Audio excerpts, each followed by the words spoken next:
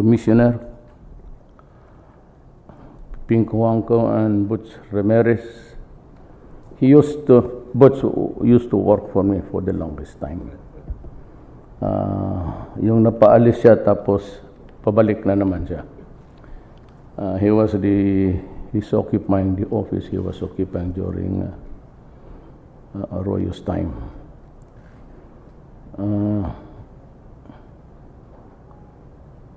There are about 10 gold, silver is 5, bronze is 2. Ano ba itong at least, naibigay na ba ito? Wala pa. Pag manalo, ibigay ko lahat ng bayan sa inyo. I'll give you an island. But, unsa ka na anyway, balihog, kindly. Pasensya, hindi ako sanay mag-istorya na ganito.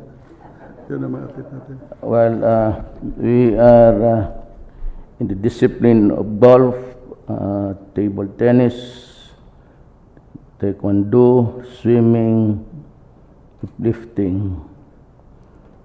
This is a very limited area of sports discipline, but I believe that considering that we have only sent, it's not really a token, but a small delegation, maybe it's the fiercest and most competitive among all. Alam mo, it is sad that we cannot really finance the building of a human being into an athlete.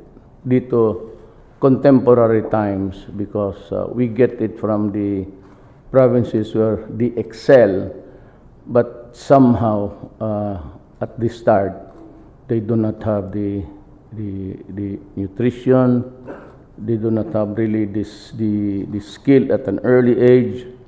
Nagko-collate pa ho tayo. We try to pick them up from the different provinces and to look for the best thereabout.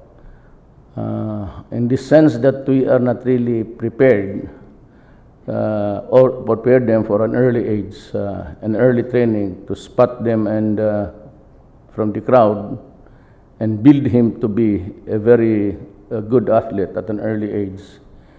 That's the drawback, and it is simply because of contemporary times. We do not have the structure really of getting the best, except for the athletic meets that we conduct regularly. Most of all is really at an early age. There's the proper nutrition. But somehow God has been kind to us in boxing. Kasi palaban nga ito, it's either do or die.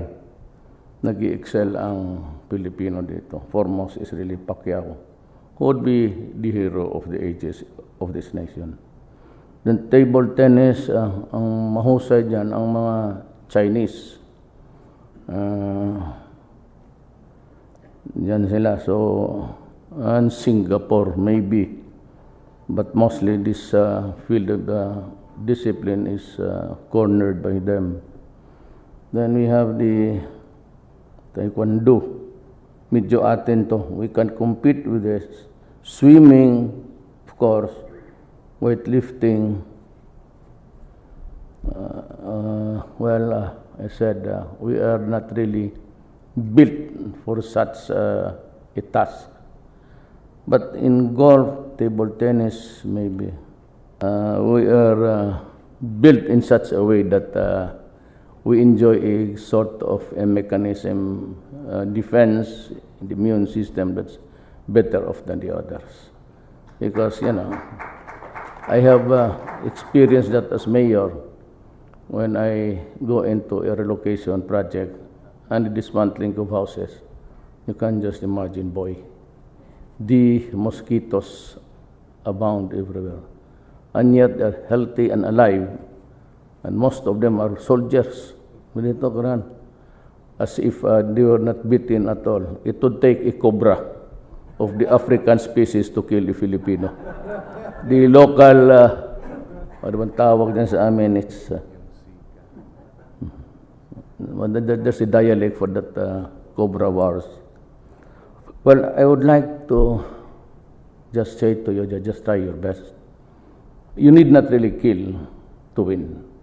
Just enough that you try, however hard, and the conscious mind would always work on something in the direction of love of country. Nothing beats, not everybody is given the honor to serve his country. Of the 100 million Filipinos, plus 4, few are given, I said, the opportunity to be a part of a team or to be working for government, and it's not given to everybody. So that honor is very distinct in the sense of numbers. And yung sa loob mo. Kaya I'd like to tell you the truth. If I were to go back in time, hindi na ako magpasok dito. Because in terms of material, hindi ako magbubula. Kailangan mo. Like us, we have to work to death to earn a living and to have something. Pagtanda mo, you have to contend with medicines and hospitalization. Sino bang ayaw ng ba't itong sa akin ngayon to para itong 100 million Olympics, were it not for the love of my country. If it's just a matter of being honored, tapos standing there to review the troops and being proud that you are president, up to that, tapos yan. When you work, you work. I work every day. And ang sweldo ko konti lang masyado. At may dalawa akong pamilya, paghatiin nilang dalawa. Pamilya ko, papaano yan? Wala na akong allowance para sa akin. No more happiness. Manghiram ka pa sa presidential security. Put yourself at ease, ma'am. Yun. So, when all the mesmerizing activity after the clapping of the hands, you find yourself alone here, and you go out at 3 or 4 o'clock in the morning after a cabinet meeting that is really very raucous, you tend to say, bakit ba ako pumunta dito? Kung mayor ka lang, okay lang. Pag magsabi, saan si mayor? Sa Manila. Pag may tanong, saan si mayor? Davao. O, di, lusot ka perme. Dito, wala po. My appointments will take me until about 10 o'clock. Mag-umpisa yan dyan. How far into the night, I really would not kind of venture to you how many. But like you and me, we have to train ourselves to discipline of work in your field of discipline. Saan ko naman sana na ibigay mo talaga. Kasi minsan nakakatsamba tayo. In a matter of the averages, we do not have it. Because kulang tayo pagkain and the way that you are still down there. Pero balang araw, in the fullness of God's time, we'll be able to catch up with them. Kaya galit ako I had this ambassador. Gusto ko sipain. He was reminding me that about these emissions and the carbon footprints. And I said, yes, we are a signatory to that agreement. And would you be able to maintain your emissions? No, I cannot tell. So you will, because it will be distributed pro rata. Sabi ko, you do not do it that way, Mr. Ambassador. You who have reached your apex and along the way spewed a lot of contaminants and emissions and will ahead in destroying the climate. Good for you. We are here We have not reached the age of industrialization. We are going into it. But you are trying to stymie with an agreement na hanggang dito lang kayo, dito lang kayo, we maintain the present emission. Oh, that's stupid. I will not honor that. Sabi niya, but you signed that was not my signature. Somebody else says, not mine. Sabi ko, we better, I will not follow. Kayo kung yung mataas na inyo, along the way, lahat ng basura, all these centuries, tapos ngayon na paakyat lang kami ng amin, yung mag-limit kayo. Sabi ko, how about design convention? That is not my signature. We will make a new one.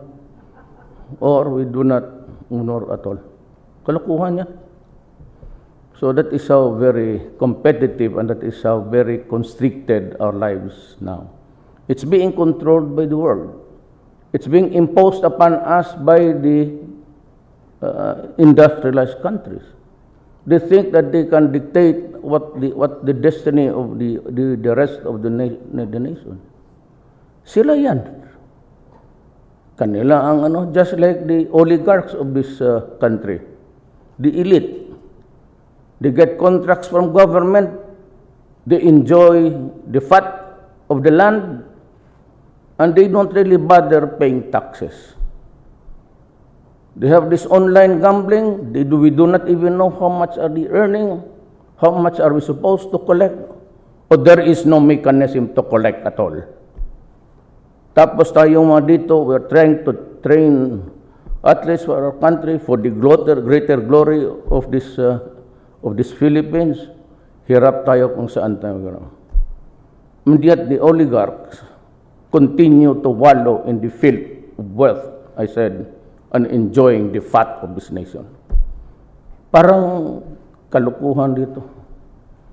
So that is why I said, I assure you, during my time, I will get the money from the pockets of those who are not paying and give it to you to train well. Maybe the next year meron tayo.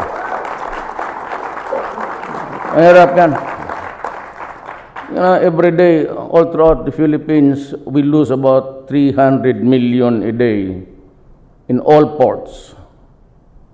300 million a day. If I could just collect it 1 month, 2 months, ibigay ko sa inyo, tapos na ang problema ko sa at least yung ating athletes. Or for the poor and for everything. That is why you are to embark. Be comfortable in the thought that in the coming days you will have more support because I will collect taxes. At maasahan ninyo, graft and corruption will stop right on its tracks. No more tax exemptions, no more rich people importing. Mga oligarchs. Nandiyan lang sila tayo. They have the connections. The secretary. Do not do it my time. And drugs, I run because, well, of course, nobody was talking about the seriousness problem of Mindanao. Lahat silang when everybody filed their candidacy and they were into their program of government, nobody was talking about Mindanao. If you do not do your homework there, we will end up a fragmented state. I was forced to run. Added to, Mindanao, corruption, crime, and drugs. Nung una, marami nagsisigaw. Duterte 1 or 2 dito namatay human rights. Now na presidente ko, I am declaring a total war against the drugs and criminality. Tignan ninyo ngayon. What are we supposed to do? Yung nag-surrender na 80,000. That is, let alone the 3 years ago report of the PDEA Philippine